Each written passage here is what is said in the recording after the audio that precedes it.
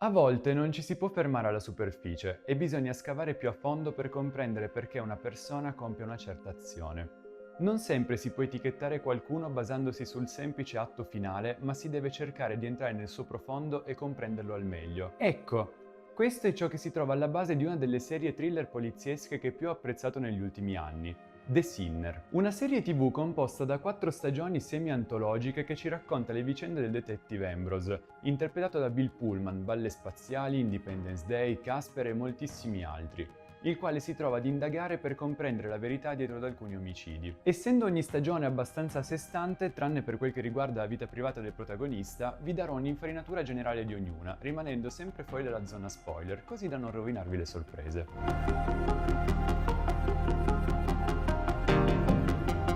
Cora Tannetti, Jessica Biel, una delle protagoniste di Settimo Cielo, è una madre e una moglie che vive una vita tranquilla nella cittadina di Dorchester. Un giorno va in gita al lago con la famiglia, ma mentre si sta godendo la giornata vede un ragazzo che gioca con la fidanzata, si alza e con un coltello pugnala rabbiosamente il giovane. La donna si costituisce immediatamente alla polizia e confessa di aver commesso il brutale omicidio. Il caso finisce nelle mani del detective Harry Ambrose che, non convinto che quello di Cora sia stato un semplice raptus omicida, decide di scavare più a fondo per comprendere il perché di quell'atto. Da qui in avanti scopriremo l'angosciante passato di Cora tramite flashback, scatenati dall'ascolto della stessa canzone che si sentiva sulla spiaggia del lago il giorno dell'omicidio.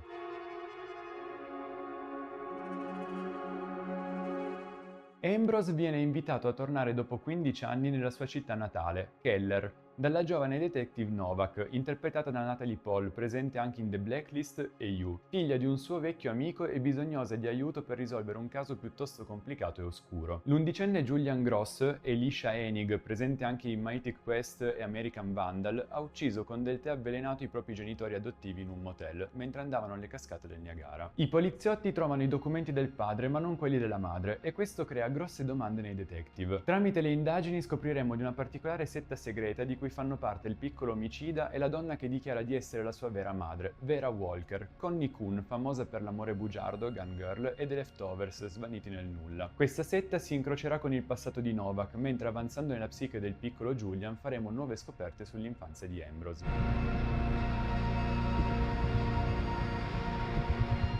Il professore cittadino modello di Dorchester, Jamie Burns, interpretato da Matt Bomer, White Collar, è in attesa di un figlio e si vede la vita scombussolata quando un suo vecchio amico del college, Nick Huss, Chris Messina, presente in Giulia e Giulia tra i tanti, bussa alla sua porta. Quella sera i due escono in macchina in un incidente in cui Nick rimane ucciso. Il caso arriva, ovviamente, ad Ambrose, il quale, insospettito dal fatto che tra l'incidente e la chiamata al 911 sia passato troppo tempo, comincerà a scavare. Questa volta però la psiche di Harry verrà messa a dura prova e rischierà di crollare definitivamente.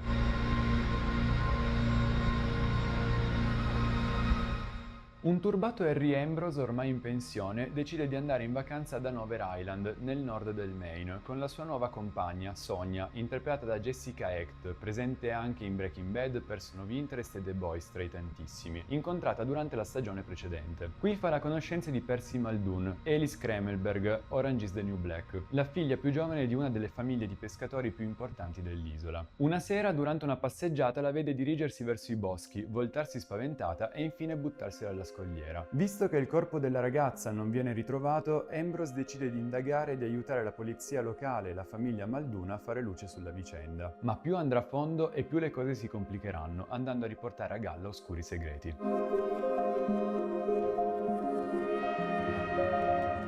Lo ammetto, io amo sia il genere thriller che il poliziesco, soprattutto, ovviamente, quando si fondono e sono fatti bene.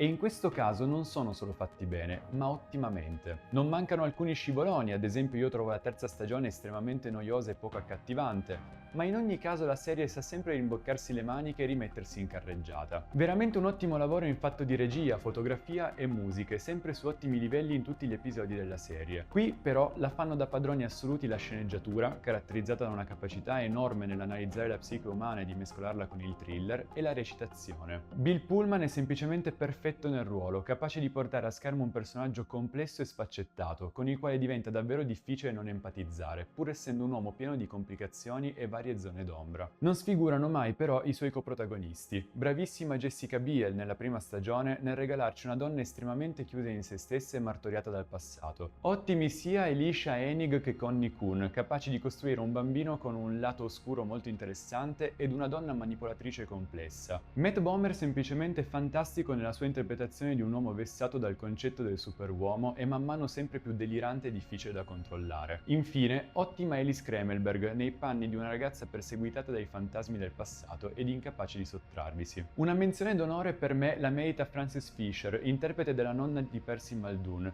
è presente in numerosissimi film e serie TV, tra cui Gli Spietati di Clint Eastwood. Bravissima nei panni della matriarca dura ma compassionevole. Molto bene insieme al cast anche il doppiaggio italiano, capace di trasmettere le giuste emozioni per tutta la durata della serie. Insomma, una serie che non posso far altro che consigliarvi, nemmeno troppo lunga, parliamo di 32 episodi in totale. Perfetta per godersi un'ottima scrittura, se si vuole avere a che fare con una serie in cui l'introspezione dei personaggi la fa da padrona, e se si apprezzano i thriller e i gialli in cui ogni dettaglio è un fondamentale pezzo del puzzle che va via via a ricomporsi con l'avanzare delle indagini. E voi cosa ne pensate? Fatemi sapere la vostra nei commenti e, ovviamente, non dimenticate il like e il follow.